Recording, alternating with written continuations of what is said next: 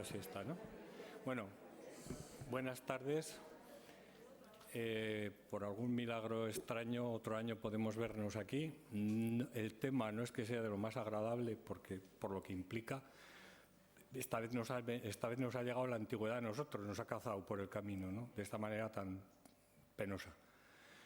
Para hablar, bueno, yo tengo que dar las gracias al Centro Koldo Mitxelena, que evidentemente es el que hace posible que esto pueda ser, y en concreto hoy a Clelia Martínez Maza, que es profesora de historia, profesora titular de Historia Antigua de la Universidad de Málaga, como os podéis imaginar, autora de numerosos estudios, artículos y demás. Y recientemente los dos últimos libros que ha publicado, uno es un ensayo sobre Hipatia, por lo que me decía, cuando la película de Amenábar salieron muchas novelas y demás, pero el único ensayo histórico de verdad pues lo ha escrito ella.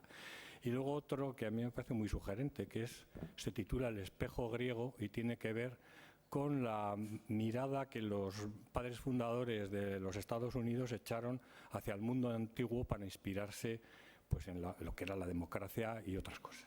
Entonces, bueno, pues ya le cedo la palabra y vamos a pasar por ese Mosul, Nínive, en fin, de aquella manera. Gracias. Buenas tardes. Antes de empezar mi intervención, yo quiero dar las gracias a mis anfitriones. Por un lado, a Javier Mina, ¿no?, el organizador de estas jornadas, y, por supuesto, a los compañeros del Centro Koldo Mitxelena, que también me han dado todas las facilidades para poder venir aquí y presentar mi exposición. El motivo con el que voy a empezar, yo creo que es uno de los que inspiró el ciclo, que está dedicado, como todos ustedes saben, pues a las ciudades que han sufrido el ataque iconoclasta de los grupos yihadistas, ¿no? Ya entre febrero y marzo del 2015, si recuerdan, el Estado Islámico dirigió uno de sus ataques más aterradores contra el patrimonio iraquí ubicado en la zona bajo su control, y entre sus objetivos se encontraban tres de las grandes capitales del periodo neoasirio, que es el imperio que discurre entre el 932 y el 612 a.C. Esas tres ciudades que fueron atacadas fueron Nínive, luego Josabat, conocida en la antigüedad como Dur-Sarrukin, y Nimrud, conocida en la antigüedad como Calhu. Estas ciudades alcanzaron su periodo de máximo esplendor en la primera mitad del primer milenio, cuando el reino de Asiria alcanzó una extensión que se puede comprobar aquí, de un gran imperio, ¿no?, que dominó todo el Oriente Medio, desde Irán hasta Egipto, desde el Tigris al Éufrates, hasta llegar al Nilo. Las tres capitales formaban parte del corazón de Asiria, que es el actual Irak. En este periodo, algunos monarcas decidieron inaugurar su reinado con la fundación de una nueva capital. Y así, por ejemplo, Assur-Nasirpal II establece su capital en Calhu, que es la Calá que aparece en la Biblia, que nosotros conocemos como la actual Nimrud, que es uno de los enclaves mejor conservados hasta este año, ¿no? Sargón II mandó construir la suya en Josabat, Dur-Sarrukin, y Sennacherib la traslada a Nínive, que está a 22 kilómetros tan solo de Josabat. El patrimonio mueble de todas estas ciudades, que todavía permanecía in situ tras los saqueos sistemáticos padecidos desde el siglo XIX hasta la guerra de Irak en el 2003, quedaba custodiado y exhibido en el Museo de Mosul, una ciudad levantada en parte sobre las ruinas de Nínive, y también allí los restos conservados recibieron serios daños, tal y como se preocupó de difundir la propaganda yihadista. Las propias autoridades iraquíes advierten del innegable peligro que corren estos fondos, ¿no?, que sin duda pues habrán sido ya saqueados y puestos a disposición del mercado negro para obtener fuentes de financiación alternativas. Voy a dedicar mi intervención, como digo, a estas tres ciudades que son emblema de la cultura asiria y los vestigios que de ellas se conservaban hasta la intervención salafista del 2015. Y voy a comenzar por la historia de los primeros descubrimientos, que nos hacen ver también cómo desde el primer momento estas ciudades sufrieron el expolio, esta vez de los europeos. El descubrimiento de los primeros testimonios materiales tuvo lugar en el siglo XIX y se enmarca en el ambiente intelectual de esta época, que estaba cautivado por la fascinación por la historia de Oriente. Un segundo punto de partida fue la Biblia, en la que se mencionan enclaves asirios como Nínive o Calá, que es Nimrud. La localización de las ciudades asirias físicamente recibió una gran acogida, porque por primera vez los reyes asirios nombrados en los libros de en el libro de los reyes, en las crónicas, ¿no?, libros bíblicos, pues aparecían también documentados en monumentos de tradición completamente distinta. Y ahora se podía probar con la nueva documentación arqueológica que las figuras bíblicas eran personajes históricos y que, en consecuencia, la fidelidad de la Biblia era irrebatible en este caso y, por lo tanto, pues tampoco podía cuestionarse en asuntos de mayor calado. Por último, también hay que recordar el contexto contemporáneo, porque durante el siglo XIX la mayor parte de Oriente Medio se encontraba bajo el control del Imperio Otomano, una sólida potencia política cuya historia y cultura despertó entre los europeos una viva curiosidad. Y a pesar de no ser un espacio propicio para la presencia de extranjeros, porque los desplazamientos más allá de las grandes ciudades pues eran difíciles, a menudo peligrosos, y áreas enteras del entorno rural estaban controladas por poblaciones en permanente estado de rebeldía contra el poder central, pues a pesar de todo ello recibía visitantes ocasionales, mercaderes, diplomáticos o simples viajeros, ¿no?, que querían localizar y recorrer el oriente de la Biblia, los escenarios del Jardín del Edén, la Torre de Babel y otros enclaves bíblicos. La primera expedición arqueológica destacable fue promovida por Émile Botta, cónsul francés en 1842 en Mosul. Aficionado en su tiempo libre a las antigüedades, comenzó algunas pesquisas arqueológicas en Nínive, donde encontró algunos ladrillos, unos trozos de alabastro, poca cosa. Pero informado por un campesino de que en Josabad los restos eran más abundantes y que incluso podía encontrarse trozos de escultura, inició en este enclave unas excavaciones que sacaron a la luz pasadizos y corredores pertenecientes al Palacio de Sargón II y dieron al Louvre la mejor colección de lamassus, ¿no?, que proceden de esta ciudad.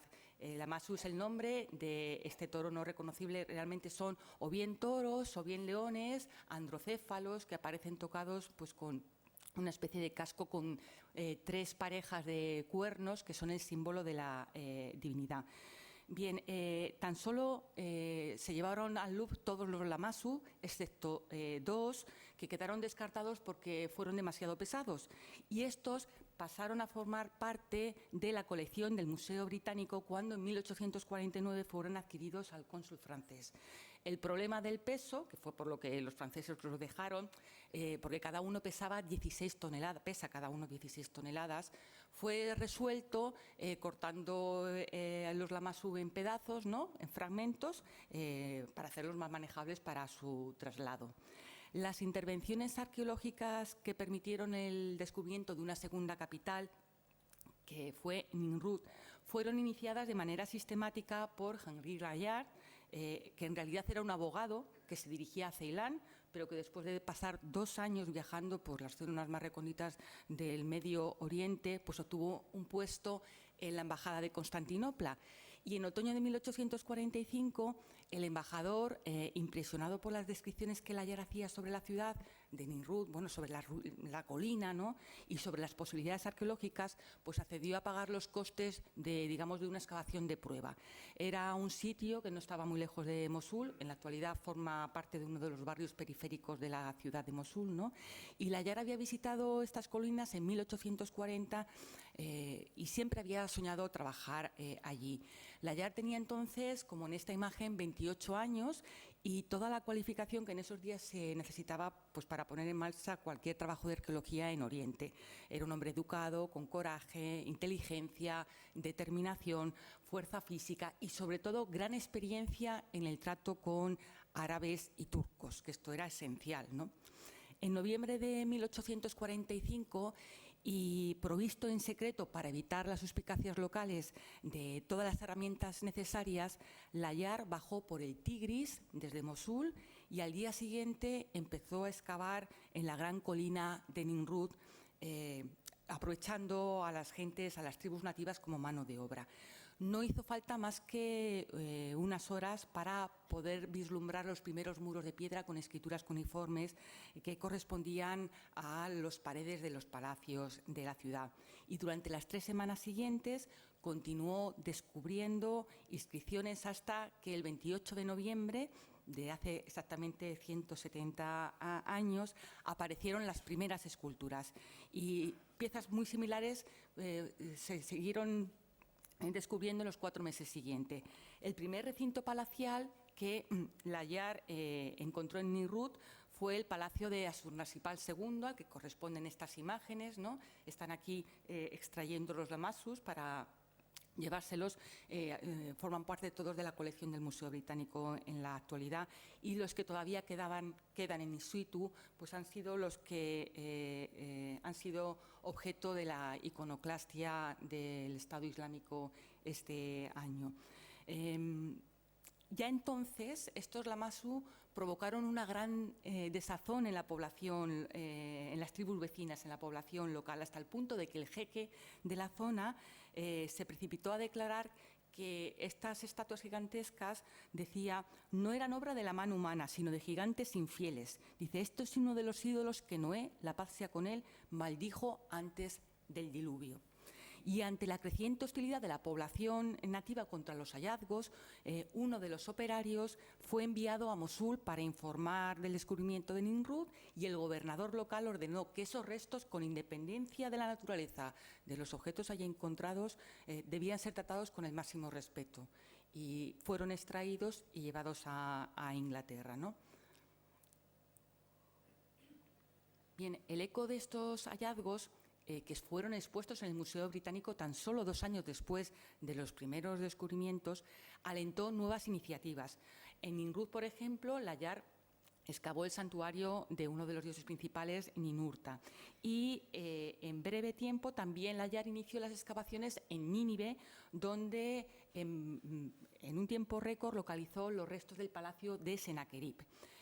Quizás el más grande de los palacios del Imperio Asirio, bautizado por los propios arquitectos asirios que participaron en las obras como el palacio incomparable, el palacio sin igual. Y tan solo un año más tarde, también los hallazgos del palacio de Senaquerib formaron parte de la colección del Museo Británico. Layard prosiguió los trabajos en el palacio de Senaquerib en Nínive, y entre 1849 y 1851 descubrió en el palacio llamado del suroeste la biblioteca de Asurbanipal, que era nieto de Senaquerib y formada por más de 30.000 tablillas cuneiformes que constituyen un corpus esencial para el conocimiento de la cultura, de la religión y de la experiencia científica mesopotámicas. En momentos muy próximos, las excavaciones dirigidas por el cónsul francés en Mosul, Victor Plas, desentrañaron las ruinas de Josabat. Contamos para esta misión arqueológica, como podemos ver aquí, con muchas fotografías que nos permiten ver la magnitud del hallazgo cubierto completamente de tierra, ¿no? Todas estas ciudades formaban parte de una colina que hubo que desenterrar poco a poco, que causaba la expectación de las poblaciones nativas que nunca habían visto construcciones tan grandes. Aquí podemos ver, por ejemplo, pedazos de estos lamassu tan característicos del arte asirio. Todos los hallazgos contenidos en 235 cajas tenían como destinatario el Museo del Louvre, pero sufrieron un naufragio en las aguas del río Tigris como consecuencia de un ataque rebelde en 1855. Los ataques no pretendían la recuperación de lo expoliado por los franceses, y digamos que la pérdida de los objetos fue un daño colateral de las frecuentes acciones de los piratas locales que buscaban en el abordaje pues, todos los productos de valor que hubiera a bordo, ¿no? Las posesiones personales, ¿no? También las cuerdas del barco, las velas. Este suceso, el naufragio, pone fin a la primera etapa de actuaciones y será la interpretación y el desciframiento de los textos los que centrará la atención de los estudiosos europeos. Posteriormente, durante el siglo XX, ya sí se han hecho excavaciones, sobre todo pues, a partir de los años 50, pero bajo el patrocinio del gobierno iraquí, y sabiendo que lo recuperado iba a formar parte de las colecciones de los museos iraquíes, como por ejemplo el de Bagdad, que sufrió serios daños durante la guerra de Irak en el 2000, serios daños y serios expolios durante la guerra de Irak del 2003. Vamos a centrarnos entonces en el patrimonio de estas ciudades, ¿no? Tanto el que todavía se conserva in situ como el que ha quedado alojado en los distintos museos. Bien, pues a diferencia de lo que vamos a ver más adelante en la decoración del interior de los palacios, que es el repertorio más característico del arte asirio, los monumentos diseñados para su exposición en espacios públicos muestran al rey asirio más que como un brillante vencedor militar, como lo vamos a ver luego en los relieves de guerra, ¿no? Sobre todo, insisto, en los espacios públicos aparece como más próximo al gobernante mesopotámico y, por lo tanto, como custodio de las tierras asirias y de los hombres que la habitaban y que le confió a él el dios máximo de la religión asiria, que es Asur. El repertorio decorativo servía para exhibir los beneficios de la paz asiria y los monumentos públicos reflejaban la naturaleza cosmopolita de un imperio que hacia finales del siglo VII pues, había logrado unir bajo un único gobierno todos los pueblos del Medio Oriente como nunca antes había conseguido, ¿no? Entre los ejemplos de este lenguaje decorativo se encuentran, en primer lugar, la figura del rey, que son estatuas de tamaño descomunal, elaboradas en piedra. Otras eran de metal o de piedras preciosas, pero estas pues, se supone que fueron destruidas y reaprovechadas pues, a la destrucción del imperio. Como digo, que acabó en el 614, 612, cuando en el 612 fue destruida Nínive a manos del imperio persa. Cuando hablo de 612 me refiero a 612, siempre hablo antes de Cristo. Se trata de imágenes, como podemos ver aquí, muy idealizadas, bien alejadas del realismo de las escenas bélicas que se manifiestan con una crudeza mucho mayor aún. El mejor ejemplo es el de Asur, el rey, el creador de Nimrud, Asurnarsipal II. Podemos verlo aquí con la maza, que es el símbolo de poder, ¿no? Y luego con una especie como de vara terminada en una soga enrollada, que es el símbolo de la justicia. Aparece entonces como un gobernante justo que cuida de sus súbditos. Un segundo ejemplo de monumentalización pública son los obeliscos, que también estaban expuestos en lugares públicos. El más destacado y el mejor conservado es el de Salmanasar III, el hijo de Asurnarsipal II. Como particularidad, estos obeliscos terminan no en punta, no como los egipcios, sino en un vértice escalonado a la manera de la torre de un templo mesopotámico. Este obelisco, de 2 metros de altura, insiste en la naturaleza pacífica del imperio y los benéficos efectos de la política asiria. Y en él se recogen las campañas de este monarca. Yo no sé si a lo mejor se podría retirar un poquito la luz para, no lo sé, para que tuvieran las imágenes más contraste, a lo mejor. No, porque es que si no se pierde así mucho mejor, ¿no? Es que se nota, o sea, así se ve muchísimo mejor. Porque estaba notando la diferencia de mi pantalla con la pantalla grande. Bien, estas campañas, las campañas que aparecen reflejadas en el obelisco de Salmanasar, muestran la práctica habitual en la política asiria. La conquista tenía como objetivo apropiarse de la riqueza de la región mediante la imposición de tributos. De esta manera, la modalidad tributaria se convierte en la principal fuente de ingresos para el Estado y alienta la actividad militar y territorial de sus sucesores. En el obelisco, el rey aparece como aquí, este es el monarca, recibiendo pleitesía de sus súbditos. Muchos de los súbditos que aparecen aquí, en otra imagen, proceden de los ricos estados de la zona de Siria y de la costa fenicia y aparecen portando como tributo exóticos regalos adquiridos a través de las redes comerciales. Aquí podemos ver, por ejemplo, cómo se le llevan pues, elefantes, monos. Y un tercer ejemplo de monumentalización pública son las estelas, que se erigen a partir del reinado de Asurnarsipal II. Una de las más destacadas pues, es la dedicada a este monarca. Aquí lo vemos en una posición típica con la mano derecha levantada como en una actitud de chasquido de dedos que realmente es un gesto de súplica y de respeto hacia los dioses que están representados en la parte superior de la estela. Ahora lo vemos un poco mejor en una estela similar. Estos dioses son, por un lado, este casco con cuernos, como el de los Lamassu, que es el símbolo de la divinidad suprema, Asur.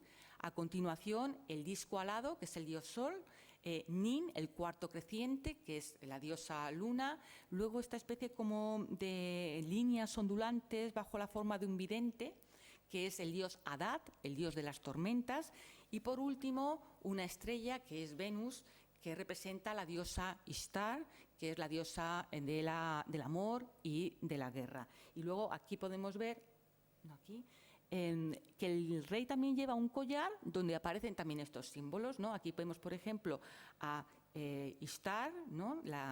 Representada en Venus, Samás, y vemos aquí un poco de cuarto creciente de la diosa Nin. Una segunda estela que mantiene también esta iconografía es la estela de Samsiadat, donde podemos ver muy bien la misma actitud de chasquido de dedos, ¿no? Señalando su respeto hacia los dioses. Aquí vemos muy bien el casco que decía con los cuernos, símbolo de la divinidad, ¿no? Asur, Samás, que es el sol con alas, el cuarto creciente, que es la diosa Luna, el vidente, que es Adad, dios de las tormentas, y está representada por Venus. Aquí vemos la estela ya completamente, ¿no? Vemos que también son monumentos de gran magnitud porque tenían que ser expuestos públicamente. Y por último, también me gustaría mencionar otro tipo de monumentalización pública, que son las inscripciones que aparecen en cuneiforme que acompañan a las esculturas rupestres que se solían grabar en las rocas próximas a los campos de batalla. No se conservan muchas, no se conservan bien en la actualidad, pero sí que tenemos los grabados que hicieron los excavadores del siglo XIX. Y pasando del escenario público, vamos ahora al escenario de los grandes palacios, donde nos encontramos con el repertorio más rico del arte asirio. He mencionado que la monumentalización del espacio público muestra al monarca asirio pues como un monarca bueno, ¿no? En esos monumentos se exhiben las bondades del gobierno asirio. En cambio, el palacio va a mostrar al monarca en otra dimensión, aunque también, como sede de poder y residencia del monarca, era decorado con un esmerado repertorio iconográfico puesto al servicio del rey. La construcción de un palacio era un evento excepcional que solo se podía producir una vez en la vida del monarca, ¿no?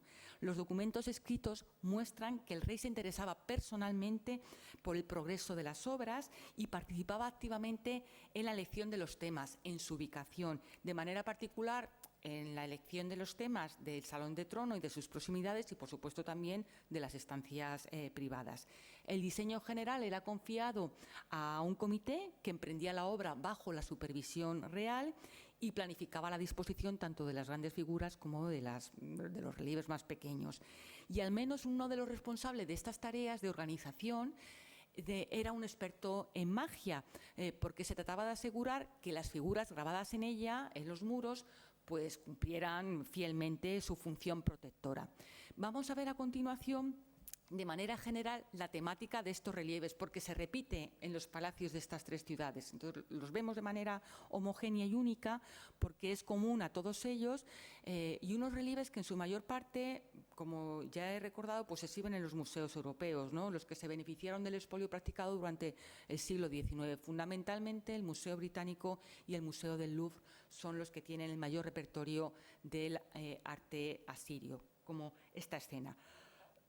Bien, en el repertorio iconográfico de los palacios asirios, uno de los elementos más característicos y más peculiares es la reiterada aparición de cacerías, de leones y de otros animales salvajes que aparecen recogidos como aquí en escenas de gran realismo y de gran belleza. La elección del tema no es lúdica, está cargada de un gran contenido simbólico porque recoge los deberes exigidos al monarca. En efecto, la vida silvestre, los animales salvajes, leones, pero no solo, aquí podemos ver, por ejemplo, caballos o gacelas, Aquí vemos al rey cazando toros salvajes, los cerdos, que eran grandes enemigos de los campesinos por el destrozo que provocaban en las cosechas. Todos estos animales eran percibidos como un trasunto, una representación simbólica de las fuerzas hostiles contra las cuales un rey estaba obligado a actuar para proteger a sus súbditos. Las escenas más abundantes son, como digo, aquellas en las que el monarca aparece batiendo uno o más leones.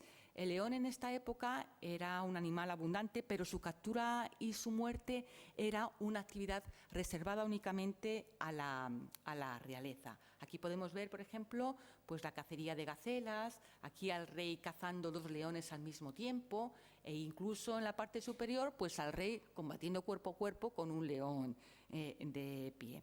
En algunas ocasiones, bueno, aquí podemos ver también otras escenas de caza, ¿no? Con un gran realismo se pueden comprobar pues, la fiereza del animal, aunque también el tamaño que no se corresponde pues, con el tamaño de los leones africanos, ¿no? Muchas veces los reyes asirios, por esta particular predilección por este animal, mantuvieron leones en la corte domesticados, como aquí aparecen en uno de los jardines del palacio. En estas cacerías, los leones no solo eran capturados en su hábitat natural, eran llevados en jaulas y liberados uno a uno en un coto rodeado por una doble fila de soldados, frente a los cuales se situaban ojeadores con mastines listos, ¿no?, para evitar la huida del animal. Como podemos ver aquí, ¿no?, también los animales, los perros descritos con un gran realismo. Y entonces, mientras por un lado estaban los soldados y por otro los ojeadores, el rey en medio disfrutaba de la cacería. Se disponía todo para que el rey no tuviera ninguna dificultad en dar muerte al animal. La importancia de la caza de estos leones queda registrada incluso en las inscripciones de los palacios. Por ejemplo, el rey Asurnassipal II recuerda en su palacio sus cazas, ¿no? Dice: los dioses Ninurta y Nergal, a quienes debo mi sacerdocio, me dieron animales salvajes de la llanura y me ordenaron cazarlos. Atrapé 30 elefantes y los maté. Hice caer con mis armas a 257 carneros salvajes. Cuando atacaban mi carro, como hemos visto en las imágenes anteriores, maté 370 leones con mis flechas. La caza requería, además, y aquí es donde está el componente simbólico, las mismas cualidades y entrañaba los mismos riesgos que el combate militar. De ahí que el monarca deseara mostrarse, incluso en momentos privados aparentemente lúdicos, como un hábil cazador y, en consecuencia, un hábil militar. En ocasiones, como en estas imágenes, el rey se enfrenta cuerpo a cuerpo con un león de pie, apoyado tan solo en sus patas traseras, al que mata con un puñal. Bueno, sus soldados también le auxilian, y el arrojo con el que se enfrentan con estas fieras pues no era excesivo, no era pecar de temeridad, porque, como ya he mencionado, el éxito del monarca pues era factible en la medida que el león mesopotámico, que en la actualidad está extinguido, era muchísimo más pequeño que el león africano. Y llegamos a una de las joyas del arte asirio. Bueno, aquí podemos ver al monarca, no se conserva, ¿no?, el rostro, pero vemos aquí como el tamaño del león es muy pequeñito, ¿no?, y combate con él, pues cogiéndolo de la cola. Como decía, una de del repertorio más rico y más bello del arte asirio son las escenas de leones. El más profuso y el de mejor calidad es el conjunto que forma parte del palacio de Asurbanipal en Nínive, en donde todo un corredor, como podemos ver aquí, son varios, ¿no?, aparecen leones machos, hembras, muertos, agonizando. Uno de ellos, ¿no?, es el que aparece recogido ¿no?, en el tríptico del ciclo de conferencias. Pues aparece todo el corredor adornado con estas imágenes. Los animales se muestran vomitando sangre, ¿no?, heridos por múltiples flechas, como aquí. Y este realismo, desde luego, acentúa el sentido dramático de la escena. Podemos ver, esta también es muy conocida, que se conoce como la leona herida, aparece atravesada todo el cuerpo por las flechas, aquí se puede ver la punta, ¿no? Los chorros de sangre, ¿no? Y a ella rugiendo en trance ya de muerte. Después también de estos leones aparecen, fijaos, aquí también varios, ¿no?, ejemplares al mismo tiempo. Aparece posteriormente la retirada del cadáver, ¿no?, y finalmente la celebración de la cacería con libaciones ante un altar, este de aquí, libaciones realizadas por el rey cazador, y queda presente, ¿no?, todavía con el arco en la mano, ofreciendo y vertiendo una libación al dios Asur sobre los cuerpos de los leones muertos. Este es uno de los temas, como digo, constantes en los palacios de las tres ciudades que he mencionado, ¿no?, de Nimrud, de Nínive y de Josabat. Y un segundo, que también es un tema recurrente en el mundo asirio, es el de la guerra. Los asirios consideraban del todo incomprensible e inaceptable la oposición a su gobernante, y dejaban testimonio de ello en escenas terroríficas que muestran las consecuencias terribles de la traición a su monarca, y aparecen en placas decorativas que adornaban todas las estancias públicas a donde podían ir los súbditos tributarios al palacio. La rebelión interna, desde luego, era impensable, y aquellos que cuestionaban el orden asirio eran subyugados por la fuerza mediante los castigos más terribles. Por ejemplo, uno de los más habituales, la decapitación. Aquí vemos, ¿no?, a los soldados llevando la cabeza de un rey elamita. Se ve muy bien que su fisonomía es muy distinta de los asirios, ¿no?, con una nariz ganchuda. Un tema muy recurrente, por ejemplo, las decapitaciones, es que después de cortar la cabeza a los enemigos se hacían montones para exhibirlas en público, ¿no?, y provocar un mayor terror en los vencidos y en los posibles futuros rebeldes. El repertorio bélico supone la traslación al universo estético de uno de los pilares esenciales de la ideología siria. En la tradición cultural asiria, la guerra se manifiesta como una actividad que supera su naturaleza político-militar y propagandística. La guerra es, y sus resultados, un veredicto sobre las cualidades morales del rey, y desempeña un papel esencial en la legitimación de la realeza, porque las victorias y las derrotas del monarca son decisión última de los dioses, que juzgan así su reinado y su capacidad para gobernar el país. Por eso son tan frecuentes las escenas de guerra que recogen, evidentemente, para mostrar y legitimar al monarca, las victorias de Asiria. Vemos, por ejemplo, aquí los cuerpos de arqueros, ¿no?, que eran los más habituales en el ejército asirio, y vemos aquí, por ejemplo, los desastres de la guerra. Se puede comprobar aquí muy bien todos los cuerpos ya decapitados, ¿no?, 1, 2 aquí, el tercero aquí, ¿no?, y el que aparece aquí bajo la rueda de un carro, atropellado por su propio carro, es el rey elamita, Tiltuba, ¿no? En una secuencia más amplia se puede ver cómo el rey cae del carro, es atropellado por él, y aquí más abajo es recogido por su hijo buscando la huida de los asirios. Aquí podemos ver, se ve bien, un soldado asirio, ¿no?, llevando la cabeza de uno de los enemigos elamitas. Bien, por otro, aquí vemos de nuevo esa imagen un poco más ampliada, ¿no?, donde la crueldad pues no deja duda de cuál es el resultado de aquel que se rebela contra el gobierno asirio. Para entender esta constante intervención bélica hay que recordar que el dios Asur es considerado el verdadero rey, y el monarca asirio es únicamente, digamos, su delegado, su simple gestor. El deber tradicional del monarca para con su Dios y sus súbditos era garantizar la paz y la seguridad interna de ese territorio y, en segundo lugar, mantener y extender las fronteras del reino e imponer el gobierno de Asur. Se presenta, por lo tanto, un panorama en el que Asiria está rodeada de enemigos, bárbaros deseosos de apropiarse de las riquezas asirias, parásitos destructores, frente a una Asiria que aparece civilizada, productiva, buena, que teme a los dioses, que respeta la justicia. Las tierras más ricas de la llanura solían padecer las incursiones de las poblaciones periféricas y la paz y la prosperidad de la región dependía de la represión de estas amenazas. Ese mundo exterior asociado al caos exige una actividad militar atenta al restablecimiento del orden cósmico.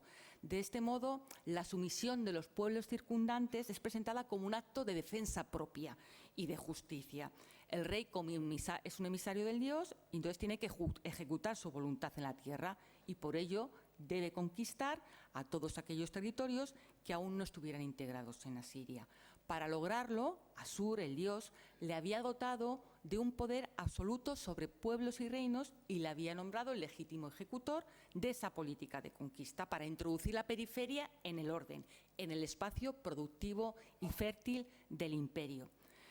Bien, de todas maneras, dado los costes económicos y humanos de una intervención militar, Asiria en su expansión primero siempre va a recurrir a la diplomacia, basada en el juramento de fidelidad materializada muchas veces en un matrimonio entre el rey asirio y la hija del noble o del rey menor, ¿no?, del rey local.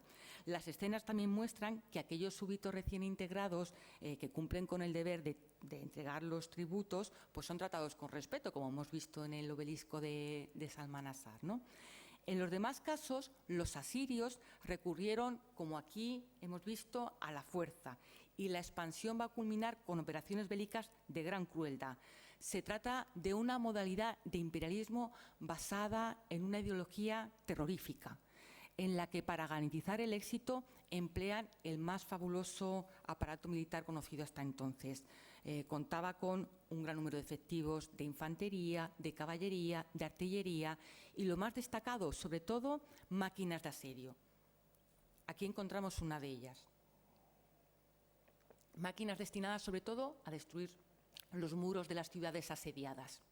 Aquí podemos ver otro ejemplo, ¿no?, de estas máquinas que no solamente servían de ariete, sino que se le aplicaba una especie como de escudo para permitir la acción de los arqueros. Podemos ver aquí, además de el asedio y la toma de la ciudad, los castigos, ¿no? Digamos que se reproducen sistemáticamente las dos acciones, la toma y conquista de la ciudad y la derrota y el castigo de los sublevados. Y podemos ver aquí, luego lo veremos más despacio, a los enemigos empalados. Y aquí abajo vemos a cadáveres, aparecen cuerpos descoyuntados, que es, digamos, la norma iconográfica para indicar que esas personas ya están muertas. Y vemos aquí a un soldado asirio decapitando a otro de los enemigos. Bien, el aparato decorativo, como se puede comprobar y seguiremos comprobando, se hace eco de esta política de terror con una grandiosidad incomparable, sobre todo para impresionar a los súbditos asirios, pero más aún a los extranjeros, a los posibles enemigos asirios en un futuro, a los que se les muestra el poderío del imperio y el castigo inexorable hacia los rebeldes. Los relieves asirios nos hablan del empleo del factor psicológico en el combate, aplicando una estrategia de terror selectivo. Cuando la diplomacia fracasaba, porque como digo, lo primero que se procuraba era llegar a un acuerdo, firmando un pacto de fidelidad con el rey menor, pues cuando esto fracasaba, los asirios escogían solo una ciudad del territorio enemigo. Y en lugar de una guerra de rapiña, ¿no?, cuyo objetivo fuera una política de tierra quemada, de la devastación de todo el territorio, que era la práctica más habitual en todos los imperios próximo orientales de este momento, que trataban de acaparar el mayor botín posible, pues solo emplean la crueldad como arma psicológica, insisto, en una ciudad escogida.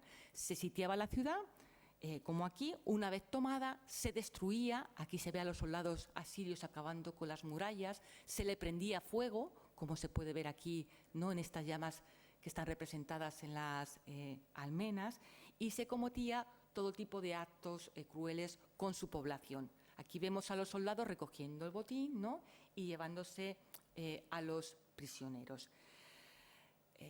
Este es el empalamiento al que hacía antes referencia. Paso un poquito, es este de aquí, ¿no? Es la misma imagen, lo que pasa que se le ha dado otro contraste. Vemos aquí a los empalados, ¿no? Bien, y aquí decapitados también, ¿no?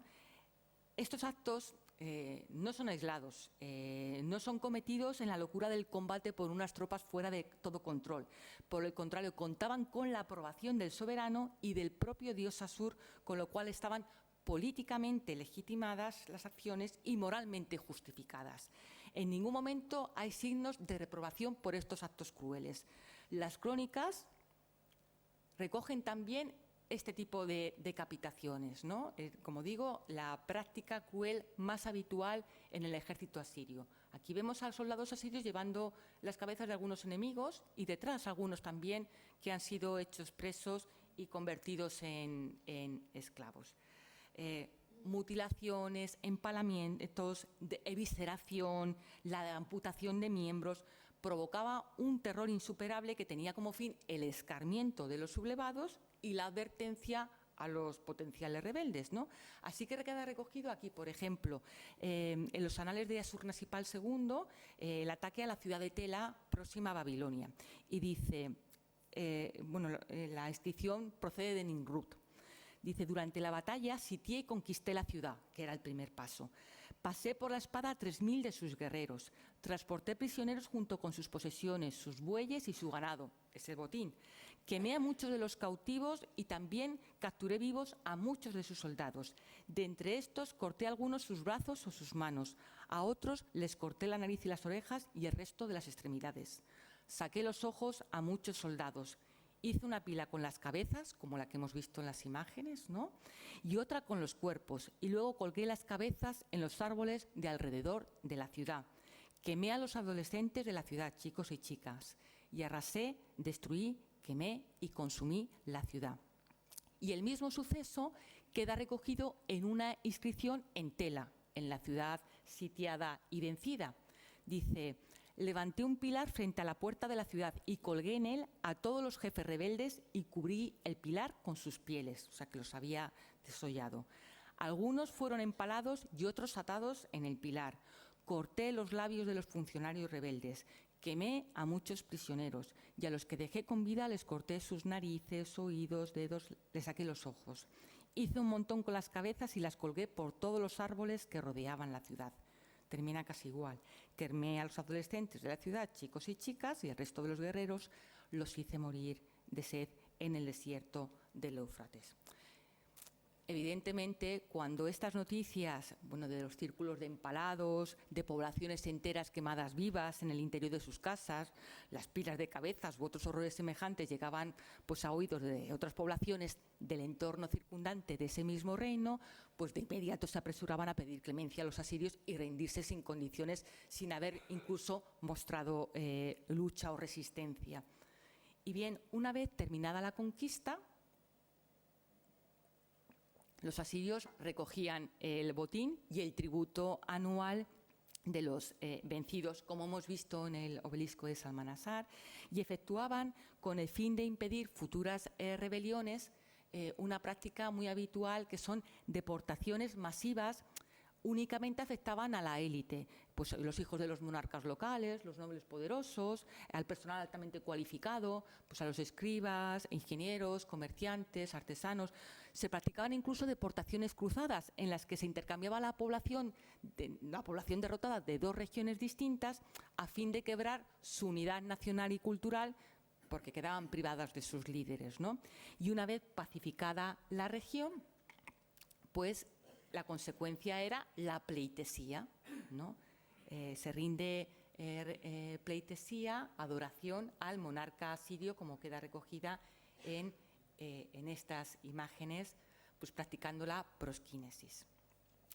Vamos ahora a recorrer con cierto detalle nuestras tres ciudades. La primera que voy a mencionar es Nimrud, que es, como ya he mencionado, la Calá de la Biblia, conocida como Calhu en la antigüedad, que está situada a tan solo 30 kilómetros de Mosul, y vuelvo a decir que es donde el Ayar comenzó sus excavaciones en 1845.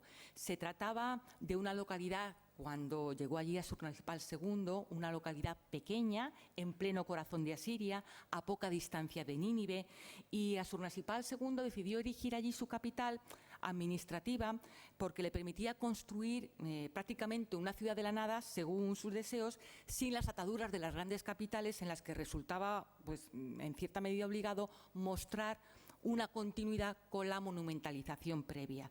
Las murallas recorren cierran un área de 360 hectáreas. Y en su interior y en la Acrópolis se localizaban, como se puede ver aquí, pues los principales edificios reales y palacios.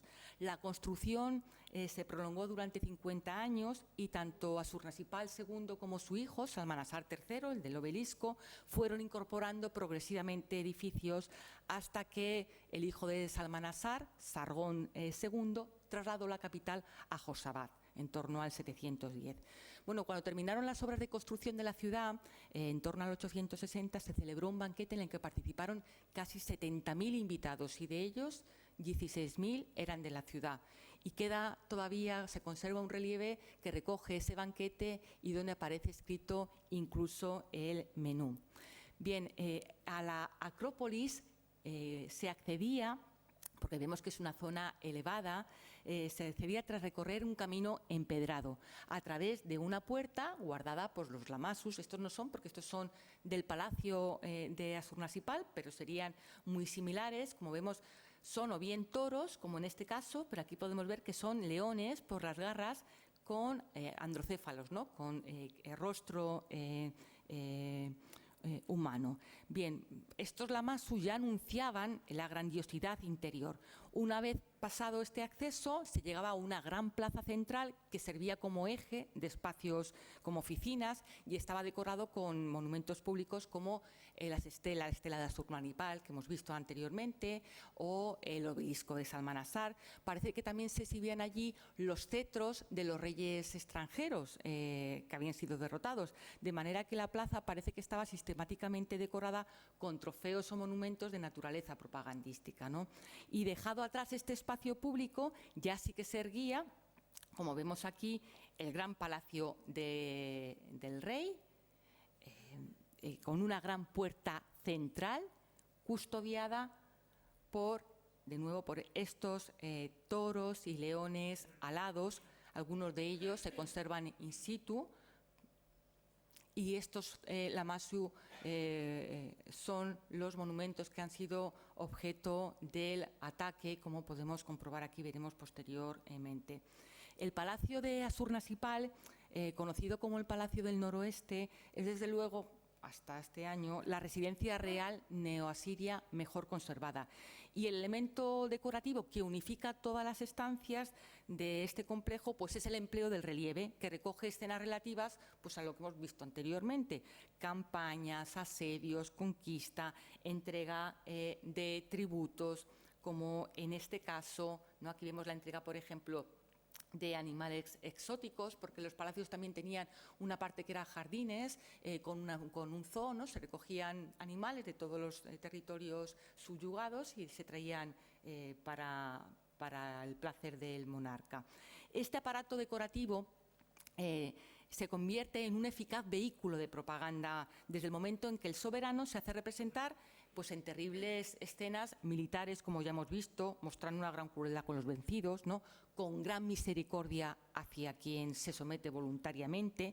Y sobre los relieves, que tienen una dimensión prácticamente de 3 metros, pues aparecen inscripciones en las que luego por escrito se narra año por año las campañas del rey, se exalta su habilidad guerrera, su habilidad como cazador, se señala el coraje mostrado frente a los enemigos y los rebeldes, la justicia con la que aplicaba el castigo a los culpables, el perdón a los sometidos. De manera que cuando un súbdito que se rinde y es tributario del rey asirio entra en las puertas de la ciudad de Nimrud, pero luego en las de Kosabaz o en las de Nínive, lo primero que contempla son las consecuencias de su futura elección.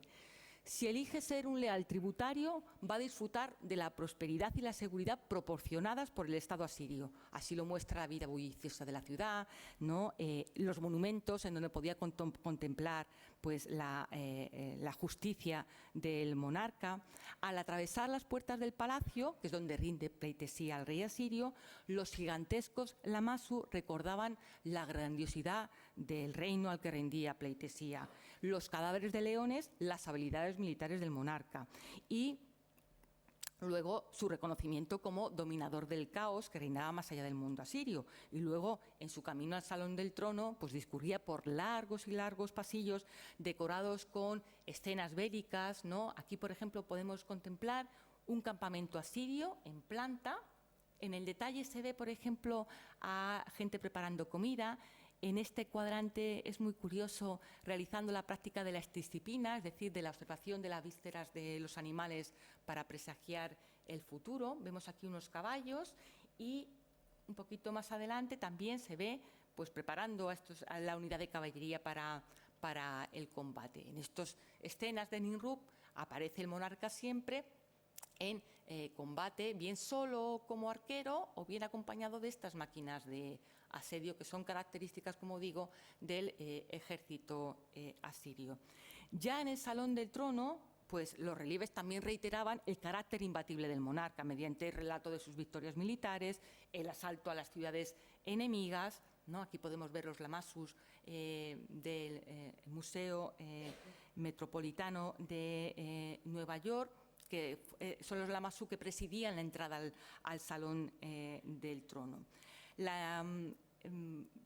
Presidían y protegían la entrada al Salón del Trono. El empleo de estos animales no es originario de Asiria, sino que fue introducido a finales del segundo milenio, cuando un rey asirio, Tiglat-Pileser I, realiza campañas por Anatolia, por el reino hitita, donde era muy frecuente pues utilizar grandes figuras de leones, ¿no? En la entrada de las ciudades, como por ejemplo ciudades hititas como Hattusa o Sataluyuk, o también en la entrada de templos como este. Y parece ser que al llegar a Siria, pues influido por esta decoración de las ciudades hititas, se aplicó por primera vez también para proteger tanto los palacios como las murallas de la ciudad de su imperio. Para dar sensación de mayor realismo, se puede comprobar aquí que los Lamassus son representados con 5 patas, ¿no? Estas 2 frontales, de modo que, vistos de lado, parece que están en movimiento, mientras que de frente mantienen esa actitud majestática. Parece ser que estaban policromados, aunque no se conserva su pintura. Solamente en alguno de ellos conservan restos de pintura blanca en la cara y de color rojo en el cuerpo, o sea que no tenemos que imaginarlos de una manera completamente distinta, bueno, como pasa con toda la escultura del mundo antiguo, ¿no? A como se ven en la actualidad. En el Palacio de Asurbanipal II en Nimrud se recuperaron, junto a los Lamassu del Salón del Trono, hay 6 parejas más de toros, protegiendo la fachada del palacio, la puerta interna, y están repartidos entre estos de aquí del Museo Metropolitano de Nueva York y del Museo Británico. Y luego también en el Salón del Trono aparecen otras figuras muy peculiares que se llaman Apkallu, que son unos genios también con una función protectora. Su frecuencia llama la atención porque aparecen de manera reiterada en todos los palacios asirios.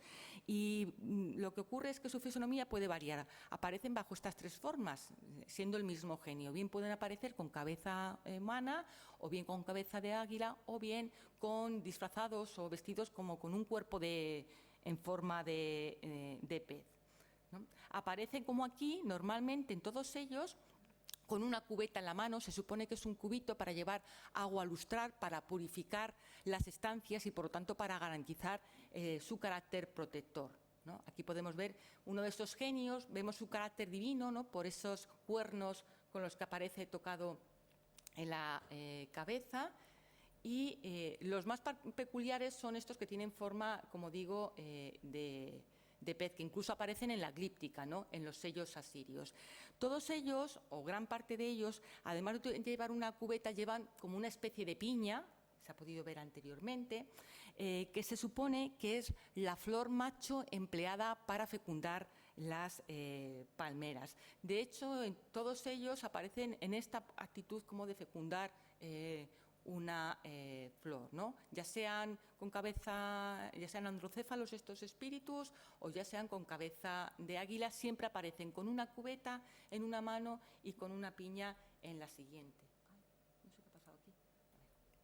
Aquí vemos de nuevo un águila y además ese carácter fecundador, fecundante de esta actitud con la piña parece revalidado en el hecho de que muchas veces estos espíritus aparecen junto o rodeando a un árbol de la vida, ¿no? Que son estos de aquí, un árbol de la vida esquemático, ¿no? Que aparece adornado con palmeras que tocan con la flor macho estos espíritus. Aquí se puede ver muy bien, ¿no? Aparece este árbol de la vida y tocando con la piña la flor. La segunda ciudad que quiero traer aquí también a colación es Josabat, conocida, como ya he recordado, en la antigüedad como Dur-Sarruquín, que está situada a 15 kilómetros tan solo de Mosul y donde Sargón II edificó también una nueva capital en el año 717. El nombre significa la fortaleza de Sargón. Se han conservado los textos de su fundación en 5 tablillas, se repite el mismo texto, en oro, plomo, cobre, magnesita y plata, y se encontraron en un cofre de piedra en los cimientos del palacio. Las tablillas bendicen la ciudad y al rey, y también maldicen a todo aquel que los amenace. El rey era puntualmente informado del avance de las obras, así queda recogido en su correspondencia, y una vez concluidos los trabajos, va a ordenar que todas las estatuas de los dioses principales de Nínive llegaran a la nueva capital. Lo que sucedió es que 2 años más tarde el rey murió y la capital retornó de nuevo a Nínive. La ciudad cuenta con un diseño muy particular, como se puede ver aquí, porque es un cuadrado perfecto, ¿no? Que es algo insólito en el urbanismo asirio, y se extendía por una superficie de 300 hectáreas. Dispone, como se ve aquí, de un recinto amurallado. Bueno, en ella se han localizado los templos a las divinidades principales, Shamash, Nin, Adad. Bueno, luego espacios públicos, privados, aparte de las residencias reales, en las que aparece la misma iconografía que en el palacio de Asurnassirpal II en Nirrut. Aparecen los Apkallu, aparecen, bueno, los elementos más destacados, por supuesto, son los Lamassu de Josabat, que fueron recogidos por Layard, ¿no? Y por Víctor Plas, ¿no? Son los monumentos más significativos de este palacio. También aparecen, por supuesto, relieves con escenas béricas, con escenas de leones y con esos acalus protegiendo las estancias públicas principales. Y por último, nos queda la ciudad de Nínive. La Nínive, de la que se conserva un patrimonio arquitectónico más rico, es la Nínive, capital del imperio bajo el rey Senaquerib, en torno al 705-689.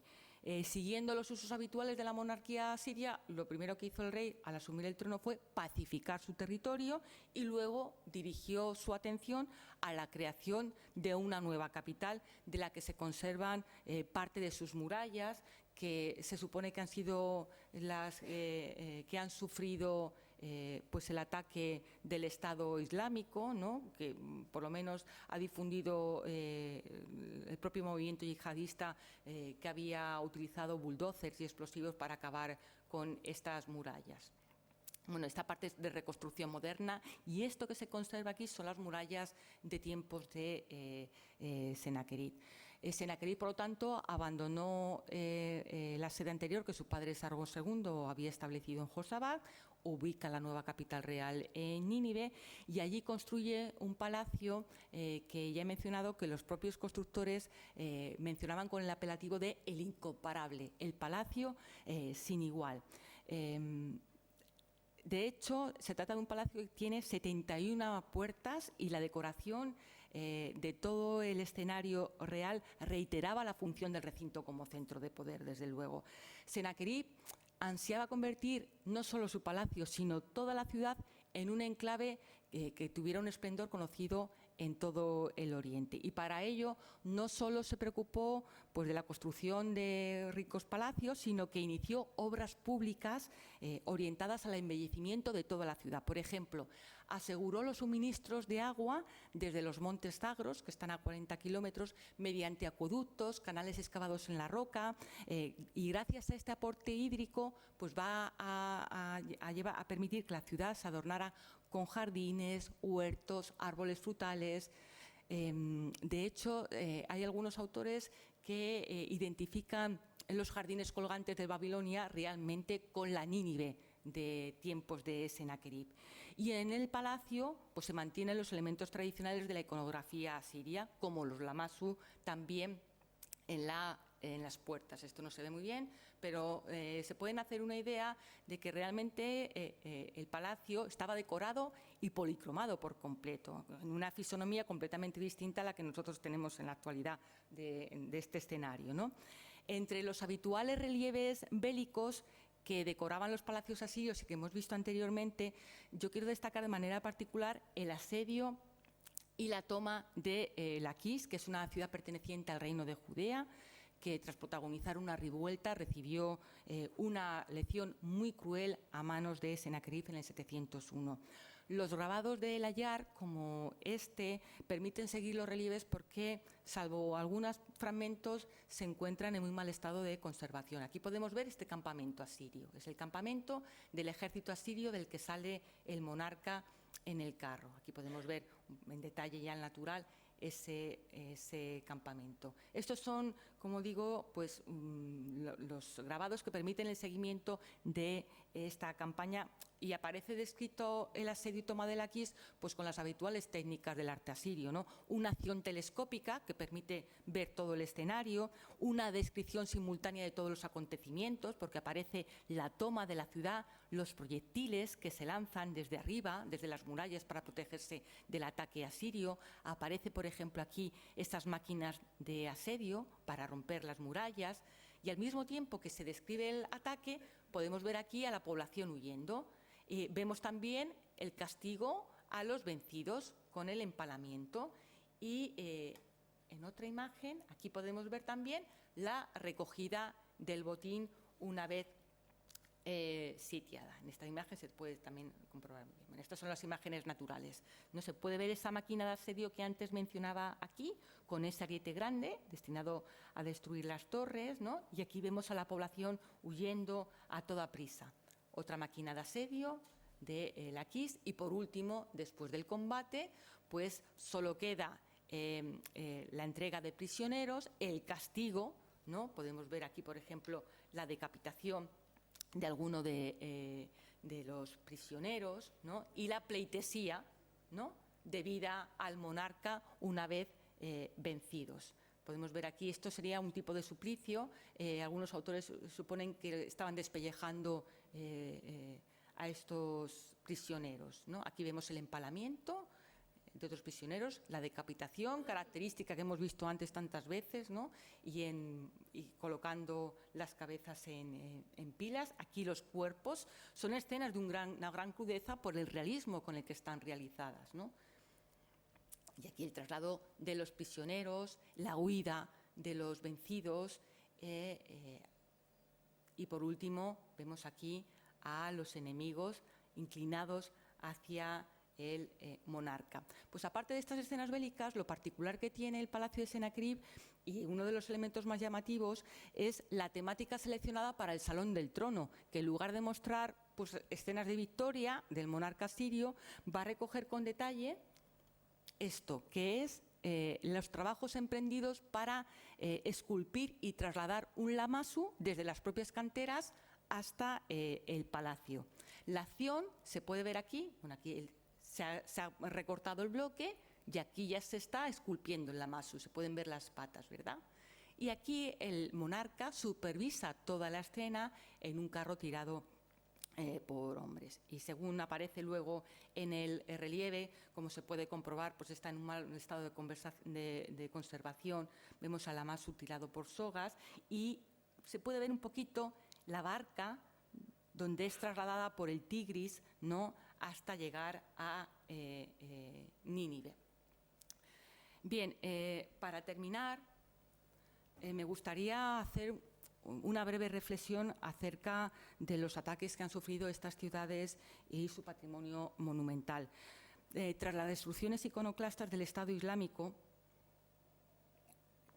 aparentemente apenas queda nada del legado del Imperio asirio, salvo el patrimonio conservado, como hemos visto, en el Museo de Bagdad, muy dañado después de la guerra de Irak, y sobre todo los museos occidentales, que son museos nutridos del expolio practicado durante el siglo XIX. Uno de los yacimientos asirios más afectados por las destrucciones del Estado Islámico ha sido, como ya he mencionado, la ciudad de Nimrud. Aquí vemos la destrucción de uno de esos característicos lamasu asirio.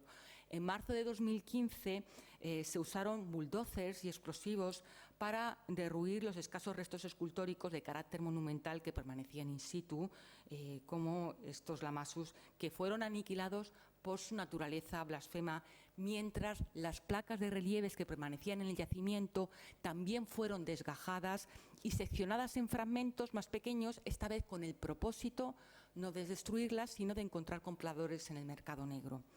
Todo el patrimonio que permanecía aún en el país tras los expolios de manos occidentales en los siglos XIX y XX y en el XXI, tras la guerra de Irak, que nutrió de piezas al mercado negro europeo, permanecía depositado en el vecino Museo de Mosul y allí también fue aniquilado, con un odio que nos dejaba perplejos, o al menos así quedó recogido en un vídeo difundido por el movimiento yihadista el 25 de febrero del 2015.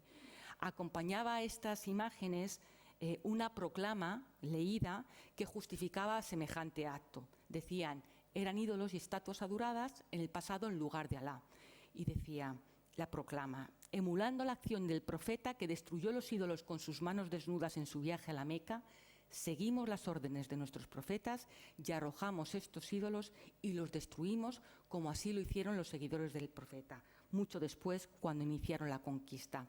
Dado que Alá nos ordena destruir estas estatuas, los ídolos y otros vestigios, nos resulta fácil obedecer. Los yihadistas se presentan así como legítimos herederos del legado de los primeros destructores de ídolos, que incluían el profeta Abraham y al propio Mahoma. La revista mensual Dabiq, órgano de expresión y vehículo de propaganda del Estado Islámico, argumentaba también que la destrucción del Museo de Mosul tenía como propósito acabar con los planes de los kufar, es decir, de los no creyentes, interesados en recuperar, exhibir y reivindicar los hallazgos arqueológicos como si se trataran del legado cultural de la identidad iraquí. Para los yihadistas, por supuesto, no lo es. Para el Estado Islámico, sin embargo, este patrimonio es el símbolo de la idolatría. Y no solo no debería haber visto la luz, ni debería haber sido restaurado, sino que tendría que ser considerado con oprobio y profundo rechazo como un atentado contra Alá y sus profetas. Además, el Estado Islámico considera la actividad arqueológica como una práctica extranjera que debilita la identidad nacional iraquí y obstaculiza el objetivo último de su estrategia, que es la integración de todos los estados del Oriente Medio en un califato único que rija los destinos de todo el mundo musulmán. De manera que la eliminación de este patrimonio no responde a una brutalidad sin sentido movida por un odio irracional. No es obra de psicópatas que actúan por el simple placer de aniquilarla. Bueno, si así fuera, se encuentra desde luego plenamente justificada dentro del programa ideológico salafista del Estado Islámico, que aboga por el retorno a la pureza de los orígenes del Corán, lo que implica, en primer lugar, la supresión de toda idolatría, que llaman shirk, la eliminación de cualquier innovación, bid'a, y el deseo de restaurar la pura creencia en un Dios único, Tawhid, para cumplir con su compromiso en la tasfiya, la limpieza del Islam de todo elemento foráneo o corrupto. Si somos conscientes de los principios ideológicos que defiende el Estado Islámico, por muy dolorosa que sea, pues ya sí que no nos sorprende su actuación. Así lo enunciaban en el asalto al Museo del Mosul, cuando decían: en cuanto tomamos el control de un área, derruimos los símbolos del politeísmo y extendemos la Tawhid la pureza, el monoteísmo en la zona. A estos principios no solo responde la destrucción del patrimonio y de los yacimientos preislámicos, como los asirios, sino sobre todo y en mucha mayor medida la persecución de todo aquel legado islámico que no sigue la estricta interpretación sunita del Islam, así como de los lugares sagrados de minorías religiosas como la cristiana. En este contexto, la destrucción del patrimonio cultural sirve para mostrar la auténtica piedad y avivar la llama del islamismo más puro, según ellos, en la población local. Por ello, y por más desgarrador que sea para la mentalidad occidental la destrucción del legado antiguo, porque es legado de toda la humanidad, no hay que olvidar que la mayor parte de los sitios destruidos por el Estado Islámico son los lugares sagrados de los grupos islámicos que perciben los salafistas como adversarios, fundamentalmente los sufitas y los chiitas, y que su principal objetivo no es el pasado antiguo, sino sobre todo los enclaves musulmanes no salafistas. Así puede entenderse imágenes como esta, que es la destrucción del santuario del profeta Jonás en Mosul en julio del 2014, o la aniquilación de la biblioteca pública de Mosul, que albergaba miles de manuscritos árabes ahora disponibles en los circuitos de contrabando de arte. La destrucción del patrimonio arqueológico también tenía un segundo propósito para el Estado Islámico. David mostraba a sus compatriotas la cínica reacción internacional, ofendida por esta intervención, ¿no? Los europeos se ofendían por esta intervención iconoclasta hacia unas ruinas, pero se mostraban absolutamente despreocupados por la situación de la población de la zona y por cualquier aspecto relativo a las más básicas condiciones de vida. Esa cínica respuesta del mundo occidental, según David, debía servir para unir a la población local en el mismo amor por Alá. Por otro lado, las intervenciones iconoclastas al servicio de la propaganda del movimiento sirvieron con cierto éxito en su estrategia militar, porque hicieron coincidir los ataques de Nimrud con la derrota que sufrieron en Tikrit. Y desde luego en los informativos occidentales, pues las mutilaciones con martillazos tuvieron mucho más éxito pues, que el recorrido de los tanques de las fuerzas internacionales. De todas maneras, empieza a cuestionarse cuánto tiene esta iniciativa iconoclasta de montaje propagandístico, al menos en el corazón de Irak, no así en otros sitios. El ministerio iraquí responsable de los yacimientos, que no puede acceder a la zona, solo puede recoger y transmitir la noticia de los yihadistas, que están particularmente interesados en exhibir la acción de los bulldozers en Irrub. Pero el propio ministerio iraquí reconoce que no sabe cuál es la extensión de los daños y no sabe cómo fue empleada, si lo fue esa maquinaria pesada. Es seguro, de todas maneras, que el daño no es tan grande como nuestra imaginación sospecha, porque gran parte de los restos permanecen siguiendo una práctica muy habitual en la conservación arqueológica, enterrados. En el caso de Josabad, tampoco resulta claro si fue un objetivo del Estado Islámico, porque según Margarete Vanés, que es directora del Instituto Arqueológico Alemán en Bagdad y miembro del Comité para la Protección del Patrimonio Cultural de Irak de la UNESCO, no hay testimonio gráfico alguno de que se haya producido a la mutilación anunciada por el Estado Islámico. Y en lo que respecta a la supuesta destrucción de las murallas de Nínive, también ha sido puesta en duda después de las noticias de algunos mosuleños que habían comprobado tras rodear la ciudad pues que no habían sufrido tales daños. También Margarete Vanés, como digo, la directora del arqueológico alemán en Bagdad, declaró, tras la difusión de los vídeos de los ataques al museo de Mosul, que resultaba del todo evidente para el ojo entrenado del especialista que las estatuas destruidas a martillazos no eran más que simples copias y que, de hecho, los originales estaban custodiados y depositados en el Museo de Bagdad. Lo que la cámara no graba, mientras se martillea las reproducciones, es el saqueo de los depósitos para proceder a su venta o la fragmentación en pedazos de las grandes placas de relieve, porque así se rentabiliza mejor esas piezas, ¿no? Son más provechosas vendidas en pedazos que en un único ejemplar, como pasa con los incunables. Lo que sí ha detectado la Interpol es una oferta multiplicada de objetos asirios en los circuitos de compraventa ilegales. Podemos imaginar la pérdida irreparable para la humanidad, porque ya durante la guerra de Irak, en abril de 2003, que son a las que corresponden todas las imágenes siguientes, Mientras contemplábamos la retirada de la estatua de Saddam Hussein, al mismo tiempo 15.000 objetos fueron robados y puestos a disposición del contrabando. Se ha calculado que en los 5 años siguientes desaparecieron más de 500.000 de piezas, y la Interpol, alarmada, empieza a constatar que el contrabando parece optimizar mejor los vestigios asirios que la simple mutilación de los relieves. Su destinatario es el mercado negro de ese Occidente que reclama escandalizado una unánime respuesta internacional, pero que no muestra el mismo rigor en el castigo a los que fomentan en la distancia el pillaje. Y el expolio resucita de nuevo como la amenaza más terrible que sufre en silencio el patrimonio de las ciudades asirias. Muchas gracias.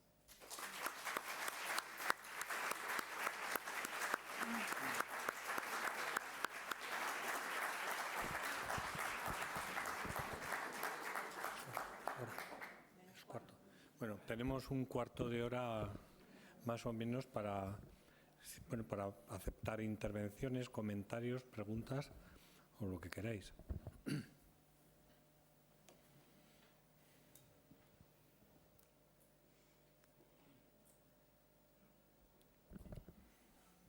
Bueno, es verdad que estamos muy abrumados por todo, ¿no? La destrucción y las mutilaciones. Sí. Que te pasen el micrófono. Es que no se ve. Bueno, hemos escuchado no sin trabajo su larguísima y estupenda conferencia, pero hemos visto también una estética espléndida y el horror permanente a lo largo de tantísimo tiempo. Bueno, yo quiero recordar aquí una película muy excepcional, que es 2001, Una aventura en el espacio, de Kubrick. Y recordarán ustedes que después de una introducción espacial maravillosa, se veía un lugar en que había unos primates peludos con unas fauces terribles que andaban a saltos, saltaban y están enfrentados por el dominio de una charca de agua. Entonces hay un momento en que el que es el jefe de aquello, de uno de los grupos, con un hueso enorme, que es como un fémur terrible, le atiza un golpe al contrincante y lo deja seco. Bueno, esos son millones de años, pero resulta que Hiroshima y Nagasaki es solamente 70 años. Y este horror que hemos visto, estaba todo eso que se ha descrito ahí, en que los reyes se entrenaban nada menos que con las fieras para luego ir al juego de verdad, estaba terminada en una visión autocrática. O sea, que era sencillamente el Señor, los dioses los que guiaban aquello. Y estamos en lo mismo. Y esto no hay quien lo arregle. Yo no sé si, ya que he aludido a Kubrick, quiero acordarme de otra cosa. Quiero acordarme del Doctor Strangelove y Volamos hacia Moscú. Recordarán allí que se hablaba, y él estaba jugando nada menos con una guerra atómica, pero en gran escala. Me pregunto si esta es la próxima página. Y punto, nada más. Decirle que me ha parecido maravillosa la estética, pero también terrible de verla. Y nada más. Sí. Pues al hilo me gustaría recordar aquí unas palabras que aparecerán luego en el texto final de Margarete Vanessa, que como digo es la directora del Museo Arqueológico de Bagdad, que dice que lo impresionante, que guerras ha habido siempre, que lo que nos resulta ahora más aterrador es la forma en la que se difunden. Es lo único que nos permite comprobar, ¿no?, la crueldad y lo terrible de la guerra. Sí, pasa eso también. No parece que estén muy lejos los que están haciendo esto a lo que hacían los otros, ¿verdad? Y ya en el siglo XIX, pues el argumento era el mismo, ¿no? Son ídolos ya que el propio Alá ordenaba destruirlos. Sí, pero me refiero a eso, la inspiración ahí en las decapitaciones, desollamientos, la crueldad absoluta, ¿no?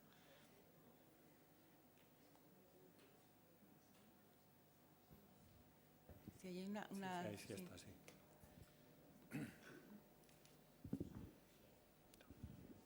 Sí, enhorabuena por la exposición y dos preguntas.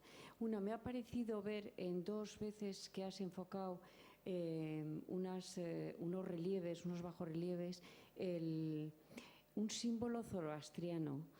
Me ha parecido, y era por confirmar si efectivamente era así. Y la segunda pregunta es, me ha extrañado que los museos los cuales hemos visto recogidos estas esculturas asirias son el Museo Británico, el Metropolitan y el Louvre, también lo has citado. Y me ha extrañado que no recogieras del Pérgamo de Berlín.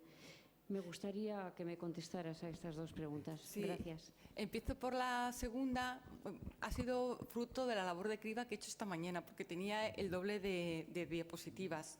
Y entonces ya se ha podido comprobar pues, que me pasaba de tiempo, y entonces en la selección he quitado, por ejemplo, los Lamassu que aparecen en el Museo de Pérgamo de Berlín, son preciosos, ¿no?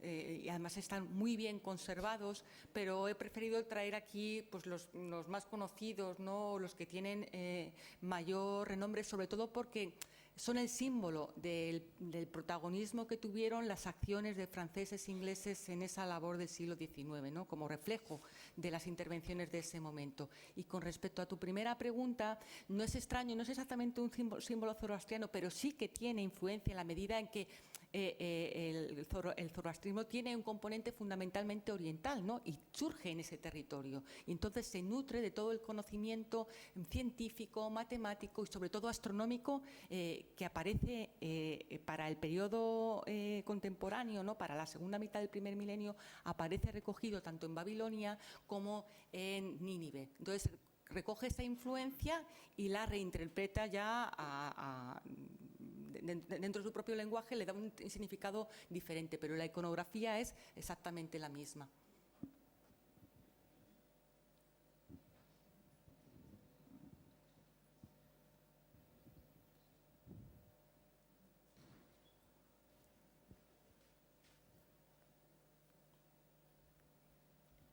Bueno, si no hay nada más que decir, pues no hay nada más que decir. Así que gracias por su asistencia. Gracias, muchas gracias.